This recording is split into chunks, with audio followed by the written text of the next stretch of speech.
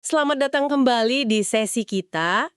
Kali ini kita mau gali lebih dalam nih pemikiran Peter Drucker, ya kan legenda manajemen itu. Soal informasi apa sih yang sebenarnya paling penting buat para eksekutif zaman sekarang? Sumber kita dari bab 7 buku klasiknya The Essential Drucker. Judulnya Informasi yang dibutuhkan eksekutif saat ini. Jadi misi kita sekarang, kita bedah pandangan Drucker ini, informasi krusial apa aja yang lebih dari sekedar laporan akuntansi biasa gitu untuk benar-benar kelola hasil, ciptain nilai, ya dan pastinya tetap kompetitif. Pernah nggak sih Anda merasa, wah data banyak banget tapi bingung mana sih informasi yang benar-benar bisa jadi kompas buat keputusan strategis Anda? Oke deh, mari kita bedah ini. Pertanyaan bagus itu. Dan Drucker dia mulai bab ini cukup tajam ya kritiknya soal akuntansi biaya tradisional. Metode ini, yang katanya udah puluhan tahun umurnya pas dia nulis itu, punya kelemahan mendasar gitu. Fokusnya itu terlalu sempit, cuma ke biaya per unit atau per departemen, bukan ke proses bisnis secara keseluruhan. Nah akibatnya, ya seringkali informasi yang keluar itu kurang cukup gitu, buat ambil keputusan strategis yang cerdas. Oke, jadi masalahnya di situ ya, fokusnya terlalu kecil dan kepisah-pisah. Kayak mau paham macet tapi cuma lihat satu mobil doang ya. Terus, solusinya gimana? Atau alternatif yang Drucker tawarin biar bisa lihat gambaran lebih utuh gitu? Nah, Drucker itu ngenalin konsep yang sekarang kita kenal sebagai Activity-Based Costing, ABC lah singkatnya. Pendekatan ini ngelihat proses bisnis, mau itu manufaktur atau jasa ya, sebagai satu aliran aktivitas yang nyambung gitu, dari awal sampai akhir, dari bahan mentah sampai produknya atau layanannya ke konsumen. Yang paling menarik dari ABC ini, bukan cuma ngukur biaya ngerjain sesuatu, tapi juga ngitung biaya nggak ngerjain sesuatu. Misalnya, biaya karena kualitas produk jelek, mesin mogok, atau malah kehilangan pelanggan gara-gara layanan yang nggak oke. Wah, menarik itu. Jadi biaya opportunity cost gitu ya? Bisa dibilang gitu. Dan seringkali loh, biaya yang nggak kelihatan ini justru jauh lebih gede dampaknya. Inti pertanyaan ABC itu gini, aktivitas ini perlu nggak sih? Ngasih nilai tambah nggak? Kalau iya, nah di mana sebaiknya aktivitas ini paling efisien dilakuin dalam seluruh rangkaian proses? Jadi ini nyatuin analisis nilai, proses, kualitas, sama biaya jadi satu. Kedengerannya ini bisa kasih kontrol yang jauh lebih kuat ya. Nggak cuma ke biaya tapi juga ke hasil akhirnya. Drucker bahkan nyebutin potensi pangkas biaya bisa signifikan banget. Bisa sampai sepertiga atau lebih katanya. Di beberapa kasus manufaktur pakai ABC. Betul. Dan dampaknya ini justru lebih kerasa revolusioner di sektor jasa. Kayak bank, retail, rumah sakit, atau sekolah gitu ya. Yang biasanya kan minim informasi biaya yang relevan. Metode akuntansi lama itu sering nggak cocok buat jasa. Kenapa? Karena outputnya macam-macam, sumber dayanya juga nggak gampang ditukar-tukar. Uniknya, ABC ini justru dirancang dengan mikirin kompleksitas ini dari awal. Contohnya bank deh. Daripada cuma ngitung biaya per transaksi kartu kredit misalnya, ABC ngelihat biaya keseluruhan proses ngelola portofolio kartu kredit itu. Termasuk ya cari nasabah, nanggepin keluhan, nagih, macam-macam lah. Fokusnya jadi geser ke kontrol yield atau hasil dari keseluruhan proses itu. Drucker dulu cukup optimis ya. Dia prediksi dalam 10-15 tahun ke depan bakal muncul alat ukur biaya dan hasil yang oke buat kerjaan berbasis pengetahuan dan jasa ini. Ini jadi ingat contoh perang diskon mobil Big Three di AS yang Drucker ceritain itu. Mereka kan buang duit banyak buat diskon gede-gedean, ujung-ujungnya nggak cuma rugi duit, tapi juga ngerusak loyalitas pelanggan jangka panjang. Mungkin kalau pakai ABC bisa ketahuan lebih awal ya kalau strategi kayak gitu tuh nggak efektif. Sangat mungkin. ABC bisa nunjukin di mana sih biaya sebenarnya numpuk dan apakah biaya itu ngasih nilai yang sepadan atau enggak, termasuk buat pemasaran atau promosi gitu. Tapi Drucker nggak berhenti cuma di perbaikan internal aja loh, dia dorong kita buat lihat lebih jauh lagi, keluar dari tembok perusahaan kita sendiri. Maksudnya konsep ngelola economic cost chain itu ya, rantai biaya ekonomi. Wah ini kedengarannya strategis banget nih. Ngelola biaya nggak cuma di dalam perusahaan kita, tapi sepanjang rantai nilai ekonomi, termasuk pemasok, distributor, mungkin pelanggan juga. Kayaknya di sini nih seringkali kunci keunggulan kompetitifnya nyumput ya. Sekitar 30%. Wow. Dan keunggulan ini biasanya bukan cuma dari efisiensi di pabrik sendiri, tapi dari kemampuan mereka ngelola keseluruhan rantai biaya itu sebagai satu sistem utuh. Contoh paling sering disebut ya Toyota dengan Kairetsu-nya itu. Jaringan kerjasama yang rapat banget antara Toyota sama pemasok-pemasok utamanya. Udah kayak keluarga besar. Mereka ngelola total biaya dari desain, bikin komponen, ngerakit, distribusi, sampai layanan habis jual itu sebagai satu aliran. Tiap kerjaan ditaruh di titik paling efisien di rantai itu. Nah, ini nih bagian yang sangat menarik. Ternyata ini bukan ide baru sama sekali ya. Drucker nunjukin kalau William Chiduran, pendirinya General Motors, itu udah ngelakuin hal mirip di awal abad 20, sekitar tahun 1910-an gitu. Duran bangun semacam Kairetsu versinya dia dengan beli banyak pemasok kunci. Hasilnya, GM dapat untung keunggulan biaya sekitar 30% selama puluhan tahun. Model ini terus ditiru juga sama raksasa retail kayak Sears dan Marks and Spencer. Wah, gila sih. Duran udah mikir gitu 100 tahun lebih yang lalu ya. Luar biasa. Ngelola rantai biaya ekonomi secara utuh ini masih jarang banget dilakuin. Banyak perusahaan nganggepnya terlalu teori atau susah lah diterapin. Padahal konsep dasarnya udah dibahas sama ekonom kayak Alfred Marshall dari akhir 1890-an. Tapi Drucker negasin, ke depan, ini bukan lagi pilihan. Ini keharusan. Perusahaan harus bisa ngelola semua aspek bisnis. Strategi, pengembangan produk, biaya, sebagai satu kesatuan ekonomi yang ngelewatin batas-batas hukum perusahaan itu sendiri. Kenapa ya kok jarang? Padahal potensinya gede gitu. Apa karena pasar berubah cepet banget jadi fokusnya harus ke harga dulu baru biayanya ngikutin? Tepat, itu salah satu pendorong utamanya. Kita ini pindah dari era cost-led pricing, di mana harga ditentuin dari biaya produksi tambah untung, ke era price-led costing. Di era sekarang ini, harga itu ditentuin sama pasar maunya bayar berapa. Nah, tugas perusahaan, ya gimana caranya ngerancang produk dan proses biar biayanya pas sama harga itu, tapi tetap untung. Ini maksa perusahaan buat cari efisiensi di mana-mana. Dalam rantai nilai, nggak cuma di pabriknya doang. Oke. Jadi kita udah bersih-bersih di dalam pakai ABC, terus udah lihat keluar pagar juga dengan ngelola rantai biaya ekonomi. Tapi Drucker ngingetin lagi nih, semua ini kan ujung-ujungnya buat menciptakan kekayaan, bukan sekedar ngontrol biaya ya kan? Ukuran tradisional kayak nilai aset di neraca itu sering nggak nunjukin kemampuan perusahaan nambah nilai. Jadi, informasi diagnostik apa aja nih yang kita perluin biar benar-benar fokus ke penciptaan kekayaan ini? Nah, Drucker invitiavi ada 4 set informasi kunci yang penting banget, yang lebih dari sekedar kontrol biaya biasa. Pertama, informasi dasar, foundation information. Ya, ini data akuntansi finansial standar lah. Arus kas, likuiditas, utang, profitabilitas dasar. Anggap aja ini kayak cek tanda vital pas medical check-up gitu. Kalau semua normal ya udah. Tapi kalau ada angka aneh, nah itu lampu kuning atau merah, butuh perhatian cepat. Ini fondasi, tapi ya belum cukup buat diagnosis mendalam. Fondasi penting tapi belum cukup buat ngarahin strategi ya. Oke. Terus set informasi kedua apa? Kedua, informasi produktivitas. Productivity information. Ini soal ngukur seberapa efektif kita pakai sumber daya kunci kita. Kita mungkin udah biasa ya, ngukur produktivitas tenaga kerja manual atau mesin. Tapi, tantangan besarnya sekarang dan ke depan, itu ngukur produktivitas pekerja pengetahuan dan sektor jasa. Metodenya masih terus berkembang ini. Lebih dari itu, Drucker nekenin pentingnya ukuran produktivitas faktor total. Maksudnya, produktivitas semua sumber daya bareng-bareng. Nah, disinilah konsep kayak Economic Value Added atau EVA jadi relevan. Yang menarik di sini adalah, EVA ini berangkat dari ide simple tapi kuat. Laba itu baru beneran laba kalau nilainya lebih dari biaya modal yang dipakai buat ngasilinnya. Kalau enggak, ya perusahaan sebenarnya lagi ngerusak kekayaan, bukan nyiptain.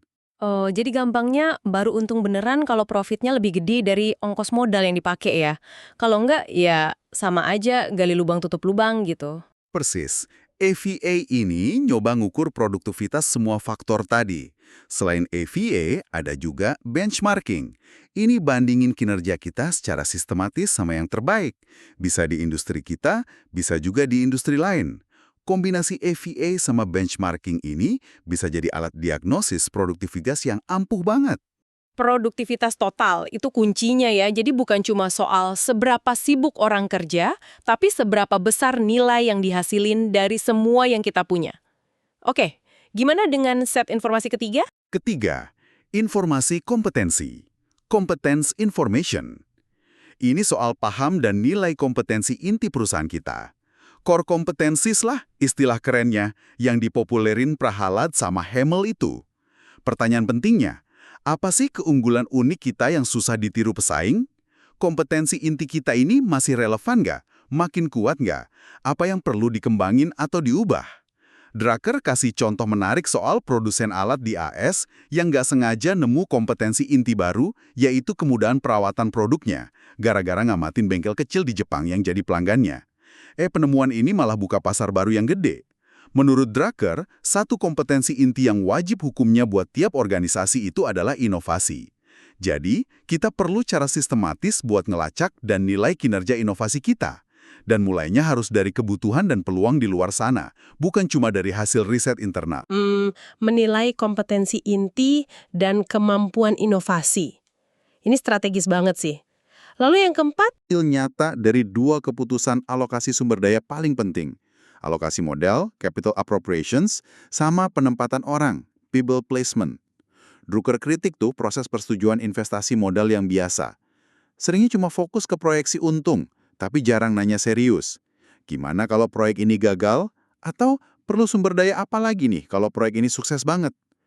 Contohnya, kegagalan GM nyiapin sumber daya cukup buat ngedukung sukses awalnya divisi Saturn mereka. Jadi, perlu ada mekanisme umpan balik yang jelas buat bandingin hasil nyata sama janji awal, plus ada batas waktunya. Yang lebih penting lagi, kata Drucker, itu alokasi sumber daya paling langka dan berharga. Orang-orang yang kinerjanya bagus. Dia bandingin praktik militer AS yang rutin evaluasi efektif nggak penempatan perwiranya, sama dunia bisnis yang jarang banget ngelakuin itu. Padahal, keputusan nempatin orang kunci, itu harusnya sama telitinya kayak investasi miliaran dolar. Wah, 4 set informasi ini dasar, produktivitas, kompetensi, sama alokasi sumber daya ini ngasih gambaran internal yang jauh lebih kaya dan strategis ya. Rasanya perlu dashboard khusus nih buat mantau ini semua. Tapi Drucker juga terkenal banget kan, nekenin pentingnya lihat keluar jendela, nggak cuma ngaca aja. Tepat sekali. Drucker punya prinsip terkenal, hasil bisnis itu cuma ada di luar organisasi. Di dalam perusahaan, isinya cuma biaya sama usaha. Satu-satunya sumber duit dan untung ya pelanggan yang ada di luar sana. Jadi, secanggih apapun informasi internal kita, kalau kita nggak paham lingkungan luar, ya kayak kapal layar tanpa peta atau kompas. Jadi informasi soal lingkungan eksternal ini jadi wajib banget ya. Apa aja sih komponen utamanya menurut Drucker? Luas ini. Tentu aja informasi soal pasar dan pelanggan kita sekarang. Tapi yang seringkali lebih penting justru informasi soal non-pelanggan. Kenapa? Karena biasanya perubahan gede, disrupsi, atau peluang pasar baru itu munculnya dari kelompok ini. Drucker perkirain non-pelanggan itu bisa 70% atau lebih dari pasar potensial loh. Tapi ironisnya, mereka ini kelompok yang paling kita nggak ngerti. Selain itu, kita perlu info soal perkembangan teknologi. Nggak cuma di industri kita, tapi juga di industri lain. Karena teknologi yang ngubah permainan itu sering datang dari luar pagar. Ingat contoh commercial paper yang revolusi pasar uang, itu bukan inovasi bank. Atau bioteknologi yang ubah farmasi. Akarnya bukan dari industri farmasi sendiri. Info soal tren keuangan global, dinamika ekonomi dunia, itu juga penting banget. Karena di era global gini, saingan bisa datang dari mana aja, bahkan buat bisnis yang kelihatannya lokal banget. Tentu, ngumpulin sama memahami semua info eksternal ini pasti tantangannya gede ya. Ada keterbatasan data di beberapa area, kayak tadi Anda sebut contohnya data ekonomi Tiongkok atau hukum di negara tertentu. Tapi Drucker juga nyorot fakta pahit nih, seringkali informasi yang sebenarnya ada, itu malah diabaikan sama eksekutif. Dia kasih contoh kesalahan perusahaan AS nggak paham aturan kerja di Eropa, atau sebaliknya perusahaan Eropa nggak paham pasar AS. Atau investasi properti gede-gedean perusahaan Jepang di California yang abai sama aturan zonasi dasar. Itu kan fatal ya. Nah, ini memunculkan pertanyaan penting. Gimana caranya efektif dapetin dan ngolah informasi lingkungan yang sebanyak dan seragam ini? Sumbernya kan bisa dari mana aja ya. Database, publikasi, riset pasar, data sensus, berita, bahkan obrolan biasa. Ini jelas butuh keahlian khusus, mungkin spesialis informasi atau analis. Drucker, bayangin, penyedia informasi ke depan itu nggak bisa lagi cuma jual data mentah. Mereka harus bisa kasih sintesis, interpretasi, konteks, bahkan rekomendasi tindakan. Mirip kayak layanan LexisNexis buat pengacara itu. Mungkin solusinya ya outsourcing fungsi intelijen pasar ini, atau pakai konsultan inside outsider yang paham bisnis kita, tapi punya kacamata orang luar. Yang pasti, kebutuhan akan info lingkungan yang terstruktur dan teranalisis ini bakal makin penting ke depannya. Jadi, kalau kita rangkum perjalanannya nih, dari kritik akuntansi biaya lama, terus solusi lewat ABC, meluas ke ngelola rantai biaya ekonomi, terus dalamin 4 set info diagnostik internal, dasar, produktivitas, kompetensi, alokasi sumber daya, dan akhirnya mendarat di keharusan paham lingkungan eksternal secara mendalam. Ini spektrum informasinya jadi jauh lebih luas dan strategis ya daripada sekedar laporan keuangan bulanan. Persis. Dan poin paling pentingnya, kayak yang Anda singgung di awal tadi, kekuatan utamanya itu bukan di alat atau teknologinya doang. Meskipun komputer ya jelas bikin banyak analisis ini jadi mungkin. Kekuatan sebenarnya itu ada di konsep dan cara berpikir di baliknya. Ini tuh pergeseran paradigma mendasar soal apa sih informasi itu dan gimana seharusnya informasi dipakai buat ngelola bisnis. Ini kayak mendefinisikan ulang peran informasi itu sendiri dalam organisasi ya jadinya. Berbanget. Kita pindah dari ngelihat berbagai teknik analisis kayak ABC, EVA, benchmarking tadi sebagai alat-alat kepisah menuju sebuah sistem informasi manajemen yang terintegrasi. Sistem ini dirancang nggak cuma buat ngelaporin apa yang udah kejadian, tapi buat memungkinkan diagnosis kondisi bisnis sekarang, ngebantu ngerumus strategi, dan dukung ambil keputusan proaktif buat masa depan. Informasi bukan lagi sekedar laporan otopsi, tapi jadi instrumen navigasi. Drucker pakai analogi bagus nih. Organisasi tradisional, model command and control, itu kayak makhluk bercangkang keras. Strukturnya di luar. Sementara organisasi masa depan yang basisnya informasi, itu lebih kayak hewan bertulang belakang, ditopang kerangka internal yang fleksibel dan kuat. Nah, kerangkanya itu ya sistem informasinya. Jadi, apa artinya semua ini bagi Anda? Intisarinya, menurut Drucker, sebagai pemimpin bisnis di era modern ini, Anda perlu lensa informasi yang jauh lebih canggih dan beragam. Nggak cuma lihat ke dalam, ke angka biaya, tapi juga paham proses ekonomi secara utuh. Fokus ke penciptaan nilai tambah, kekayaan, ngasah kompetensi unik dan inovasi, mastiin sumber daya terbaik modal dan manusia dialokasikan efektif, dan yang paling penting, punya pemahaman tajam soal dunia di luar sana, pasar, pelanggan, non-pelanggan, teknologi, tren global, karena disitulah hasil sebenarnya diciptakan. Ini benar-benar nandain pergeseran perspektif yang fundamental sih. Informasi nggak lagi dilihat sebagai aset pasif atau catatan sejarah aja. Dia jadi fondasi dinamis buat bertindak cerdas, nentuin arah strategis, dan adaptasi di tengah dunia yang kompleks dan terus berubah ini. Ini soal pakai informasi secara aktif buat ngerancang dan meraih masa depan. Ini, langkah konkret apa sih yang bisa Anda ambil mulai besok deh? Buat mastiin Anda dan organisasi Anda nggak cuma sekedar reaksi data masa lalu, tapi secara proaktif pakai informasi buat ngebentuk masa depan, nyiptain nilai sejati, dan benar-benar mimpin di bidang Anda. Sebuah pertanyaan reflektif yang penting banget itu. Terima kasih sudah menyimak eksplorasi kita kali ini ya. Sampai jumpa di pembahasan mendalam berikutnya.